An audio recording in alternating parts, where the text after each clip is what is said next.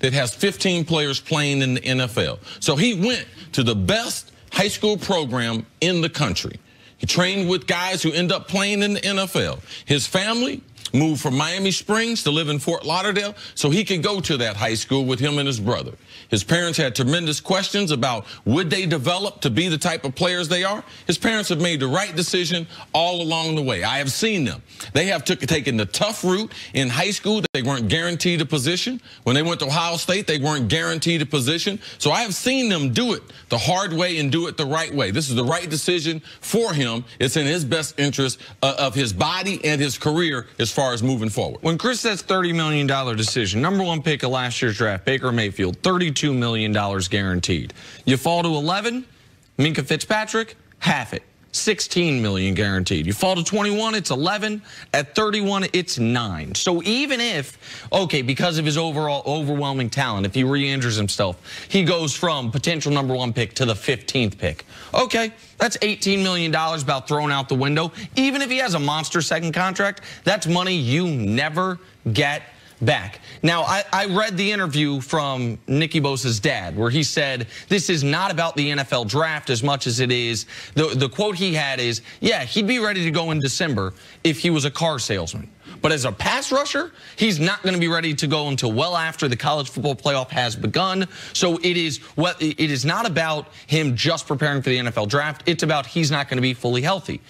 But if it were just about him preparing for the NFL draft, I would not criticize it.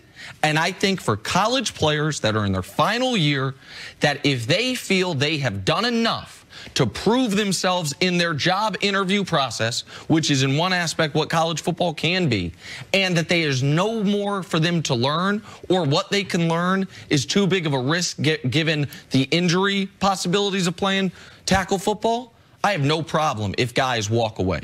Ed Oliver's not hurt. He's a consensus top 5 pick, University of Houston. I want him to do what he thinks best for him and best for his family. But if tomorrow we found out Ed Oliver was saying, guys, I'm gonna give my scholarship back the rest of the year. I'll pay my own way in school if I want to go to school, but otherwise I'm gonna prepare for my career, I wouldn't criticize it. Football's too dangerous. There's too much generational wealth on the line for families. Now, Nick is a different story in that his family has some money from his brother, from his family ahead of time, but that's not a different story. You shouldn't look at him any different.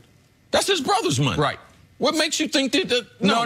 That's the point I was going to get to. No, maybe the difference of experience, but you can't equate his brother's money. That's like saying because Josh Rosen came from a family that's successful, oh, he shouldn't hold out for extra shit. No, he shouldn't. That's all Nicky's money. Nicky should get what he deserved. He gave us 30 games in college football, and it was fairly clear that he was dominant, if not the best player in college football. And if that's not enough to evaluate him, man, we take all kinds of chances on players with less careers who have done nothing, didn't play at the level that he's at. And he has played at this level since I met him.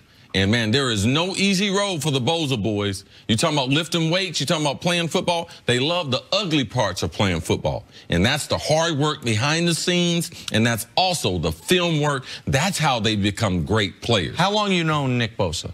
I've known Nick Bosa since he was about 8 years old. Okay. I went to college with his mom. His dad was a former first-round pick for the Miami Dolphins, so I've been friends with his dad for a long, long time. So I have a unique relationship where I coached the boys, met the boys, and was involved in the process when they decided where they wanted to go to high school at before they decided they wanted to go to college. Because I was telling Bosa I thought they'd be pretty devastating going to Alabama with Nick Saban, but their mom won out and sent them to Ohio State because she's an alumni of Ohio State. And that's kind of partially true. Speak real quick on Alabama. If any team's going to beat Alabama this year, I thought Ohio State might have the best chance.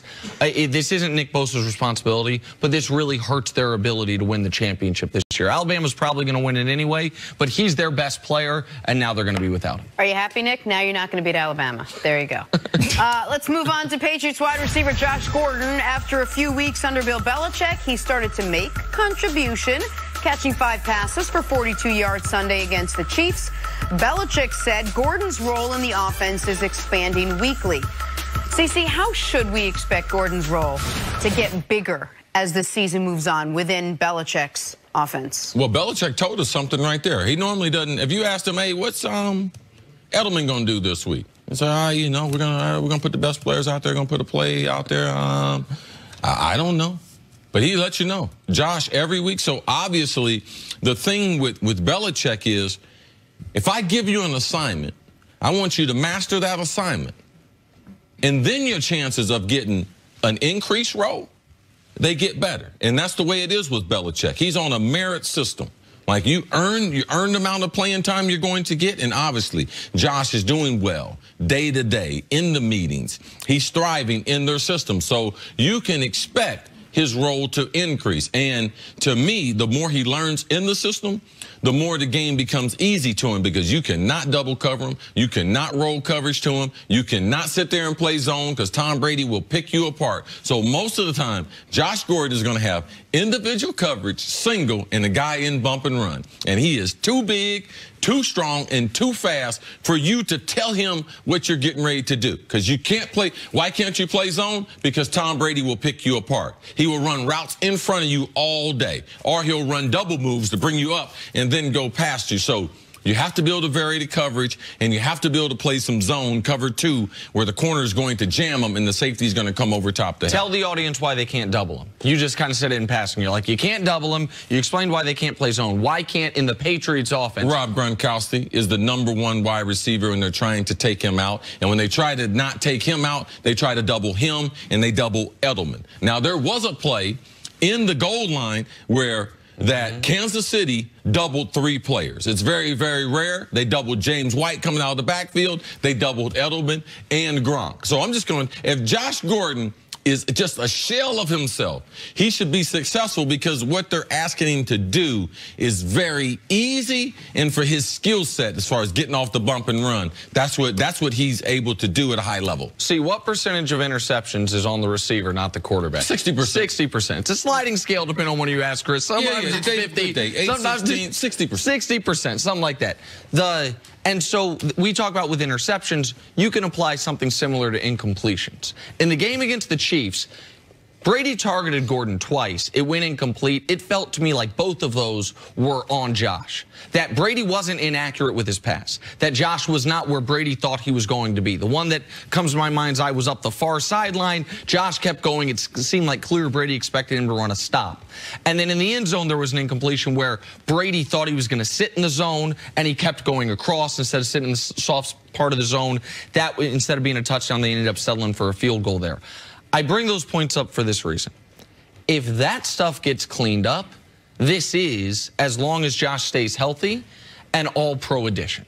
If that stuff gets cleaned up, then all of a sudden the Patriots have found a way to add a real difference maker mid-season and gave up almost nothing. Gave up a 5th, 7th round pick swap. Yeah, I have to temper the expectations, because saying he's an all-pro, even if he was in an offense that was going to target him 10 times, we couldn't say that he's going to be all-pro.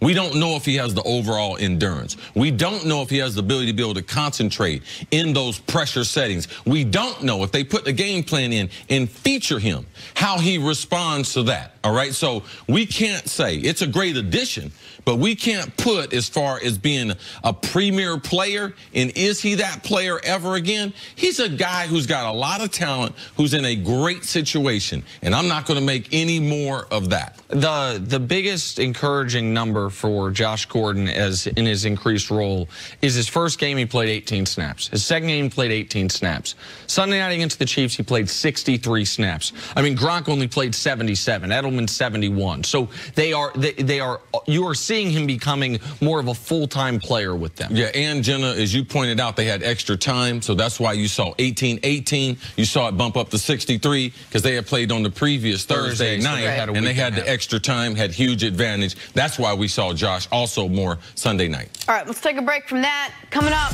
is it time for the Giants to move on from Eli Manning?